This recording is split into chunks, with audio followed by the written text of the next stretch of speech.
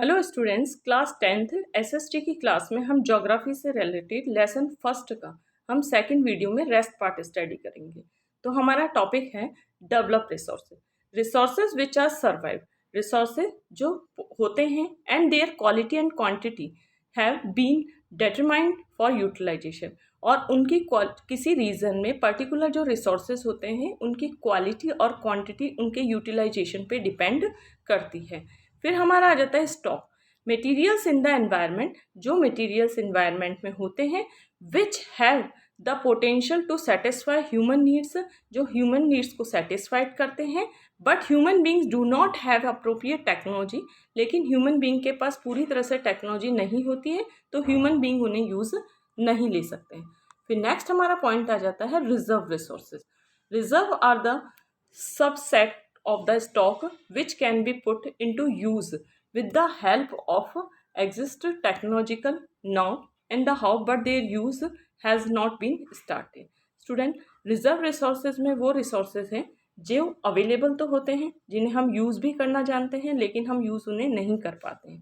These can be used for meeting future requirements, और हमें इन्हें यूज़ करते हैं इन रिसोर्सेज को फ्यूचर रिक्वायरमेंट के लिए।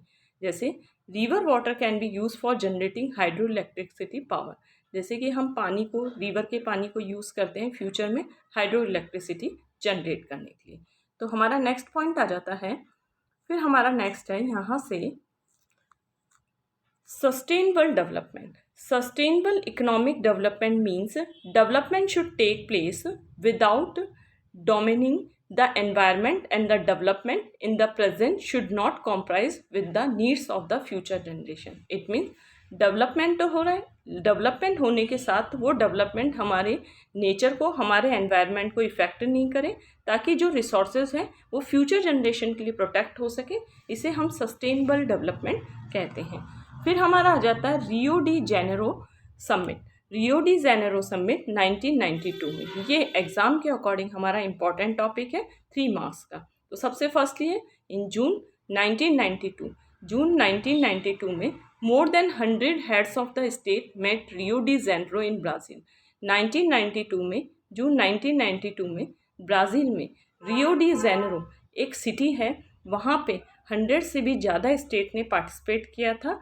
The first international earth summit, ये फर्स्ट इंटरनेशनल अर्थ समिट था। It mean first international earth summit June 1992 में हुआ था ब्राज़ील में, रियो डी जेनेरो सिटी में।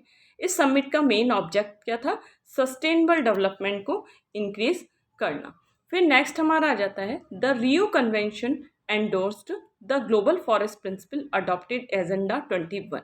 जो रियो डी जेनेरो समिट था उसने एजेंडा 21 को अडॉप्ट किया था। किस लिए? सस्टेनेबल डेवलपमेंट के लिए, ताकि 21st सेंचुरी तक सस्टेनेबल डेवलपमेंट हो सके। फिर नेक्स्ट हमारा पॉइंट आ जाता है agenda 21।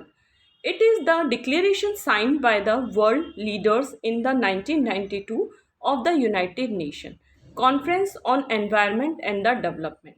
It means student UNCED।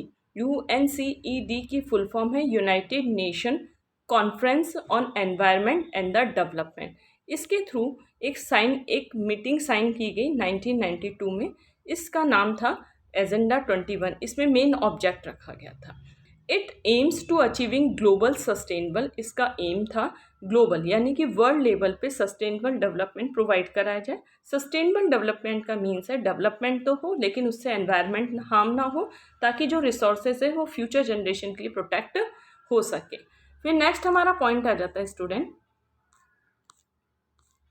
Resources planning in India. Resources planning is a complex process which involves. सबसे पहले हम रिसोर्सेज प्लानिंग कैसे करते हैं इंडिया में, ये हमारा 4 मार्क्स का क्वेश्चन है। फर्स्ट पॉइंट है identification and the inventory of resources. सबसे पहले हम किसी रीजन से रिसोर्सेज को आइडेंटिफाई करते हैं, इन्वेंट्री करते हैं यानी कि आविष्कार करते हैं, फिर उसे आइडेंटिफाई करते हैं। दिस इन्वॉल्व जो रिसोर्सेज को आइडेंटिफाई करने में और प्लस इन्वेंट्री करने में कौन कौन सी चीज़ें मेथड इंक्लूड होते हैं? Serving, mapping, qualitative, quantitative estimation. It means पहले हम रिसोर्सेज का सर्वे करते हैं, फिर मैपिंग करते हैं कि किस जगह पे कौन सा रिसोर्सेज अवेलेबल है, फिर क्वालिटी वाइज पे कौन सा रिसोर्सेज ज़्यादा क्वालिटी वाइज पे अवेलेबल है, और क्वांटिटी वाइज पे एस्टिमेशन करते हैं। First point. सेकेंड पॉइंट है evolving a planning structure endowed with appropriate technology, skill and the institutional setup for implement resources development plans. Students हम नेक्स्ट आ जाता है, हम रिसोर्सेज प्लानिंग पूरा स्ट्रक्चर डेवलप करते हैं टेक्निकल वाइज और स्किल बेस पे हम उसका रिसोर्सेज का डेवलपमेंट करते हैं. थर्ड पॉइंट है matching the resources development plans with overall national development plan. फिर हम जो किसी पर्टिकुलर किसी रीजन का डेवलपमेंट करते हैं उसे नेशन के डेवलपमेंट प्लान से कंपैरिजन करते हैं और उसमें जो कमियां होती है उसे पूरा करते हैं. फिर नेक्स्ट हमारा पॉइंट आ जाता है, नेक्स्ट पॉइंट है हमारा the availability of resources is a necessary condition for the development of any region. Resources का अवेलेबल होना किसी भी रीजन के डेवलपमेंट के लिए बहुत ज़रूरी है. But mayor availability of resources in the absence of the corresponding change in technology. लेकिन स्टूडेंट्स कई बार ऐसा होता है कि टेक्नोलॉजी की लैकनेस होती है और टेक्नोलॉजी की लैकनेस के कारण जो रिसोर्सेज की अवेलेबिलिटी होती है हम उन रिसोर्सेज को पूरी तरह से यूज़ नहीं ले पाते हैं.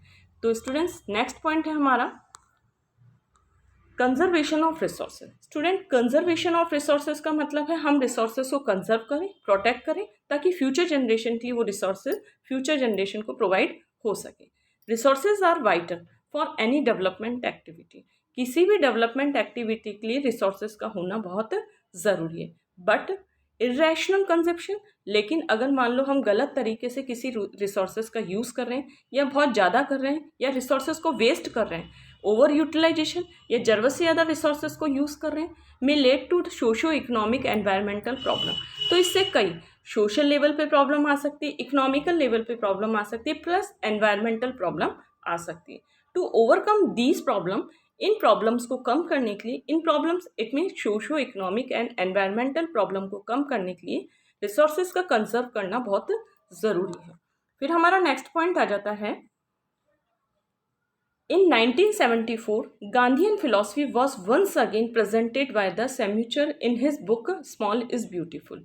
स्टूडेंट सैम्यूचर के बुक का नाम है स्मॉल इज़ ब्यूटीफुल. ये गांधी जी की पॉलिसी को मानने वाले एक थिंकर थे. इन्होंने अपनी बुक पब्लिश की थी स्मॉल इज़ ब्यूटीफुल 1974 में. फिर हमारा आ जाता है ब्रुटलैंड कमीशन रिपोर्ट.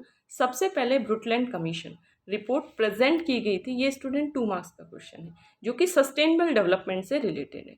सबसे फर्स्टली है ब्रुटलैंड कमीशन रिपोर्ट प्रेजेंट की गई थी 1987 में. ये रिपोर्ट प्रेजेंट की गई थी किस बेस पे? Sustainable development. It means Brundtland commission report का मेन सब्जेक्ट यही था कि सस्टेनेबल डेवलपमेंट हो. फिर हमारा आ जाता है नेक्स्ट अर्थ समिट और Rio de Janeiro Brazil in 1992. फिर नेक्स्ट टॉपिक पे आते हैं हम स्टूडेंट.